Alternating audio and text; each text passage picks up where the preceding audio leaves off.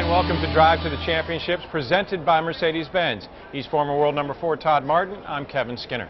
Well, night 11 saw world number 1 Novak Djokovic cruising to a straight sets victory. Opening 2 sets, everything was going according to plan, but Mikhail Youzhny of Russia didn't get the memo. He thwarted that chance, but then Novak Djokovic came storming back.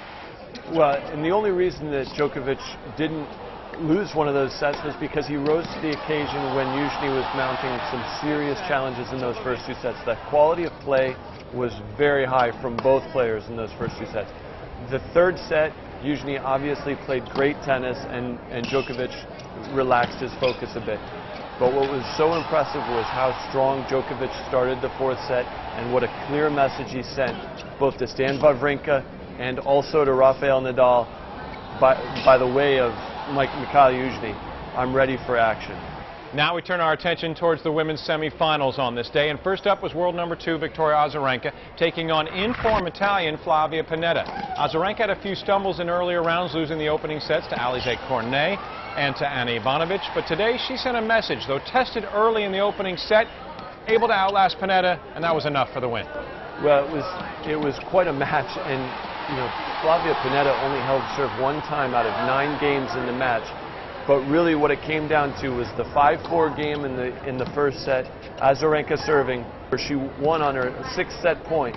What was really impressive was that Panetta played great tennis in that game, but Azarenka kept on attacking, kept on storming through.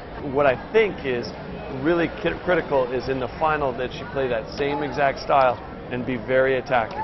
Yeah, Panetta had the inevitable hangover from the disappointment of dropping in the opening set, 6-4, 6-2 loss, and now Victoria Azarenka has reached the final in the last 4 hardcourt majors, 2 titles down under, runner-up here last year, maybe 2013 her breakthrough year.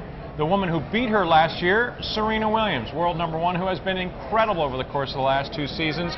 We know that. But what Serena Williams didn't know, that she would be in for a match against Li Na. We all expected it. Unfortunately, it came in the 14th game of the match. After a bagel in the opening set, Li's effort just came too little too late. Well, it was. She put up a good fight early, had her chances to win in those first couple of games of the first set, and it's amazing how important those games are. If Li Na gets off to a better start on the scoreboard, she can actually apply some pressure to Serena Williams. That didn't happen. That said, when the fight did start and it got tight at the end of the second set, there's a lot of pressure on Serena there. The big leads, when they get shrunk, are very difficult to hold on to. So I'm impressed, but at the same time, how does anybody compete with Serena Williams? This matchup between Williams and Azarenka looks like it could be another whitewash.